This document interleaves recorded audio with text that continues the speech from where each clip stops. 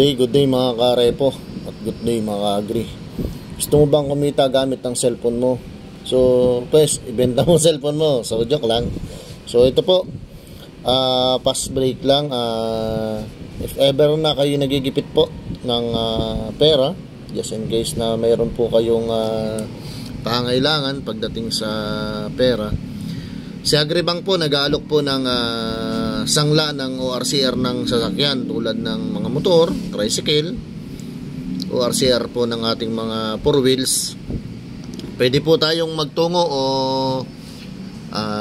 bumisita sa ating branch dito sa Calapan na Agribank, or i-PM nyo po ako sa aking Facebook account. My name is Mark Lester Llama. Pwede ko po kayong i-assist ng libre para po sa mabilis na transaksyon ng inyong paglo-loan ng pera sa Agribank. So ang ating collateral lang po ay ORCR lang po na sasakyan, original ORCR. Kung hindi siya nakapangalan sa akin ng ORCR, so wala pong problema, pwede pa rin po natin isanglayan. Kung meron po tayong katibayan o deed of sale na pinangahawakan, notaryado po yan ng attorney, at para po legalize po yung ating papers, meron pa rin po naman tayong system o nag-a-assist sa atin sa bangko para po sa pag-process o procedure ng ating loans. So, inaanyayahan po namin kayo na bisitahin ang aming branch sa JP Rizal Street, Camille Mill, Calapan City, tapat po ng Star Honda, malapit sa McDo ng JJ. So, kung nais nyo naman pong mag-inquire, pwede nyo po ako i-chat. Nabanggit ko na po yung pangalan ko kanina.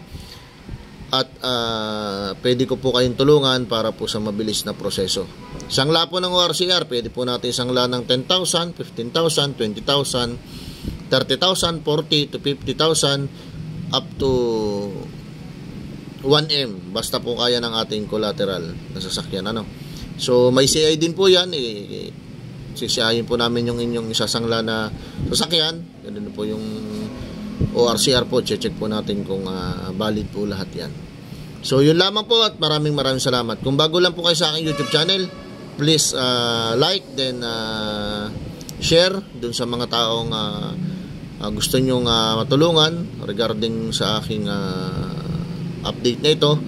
Sana po isa din kayo sa masayang kliyente na nakapagsangla ng ORCR at makatanggap ang inyong kinakailangang pera sa araw ng inyong pangailangan.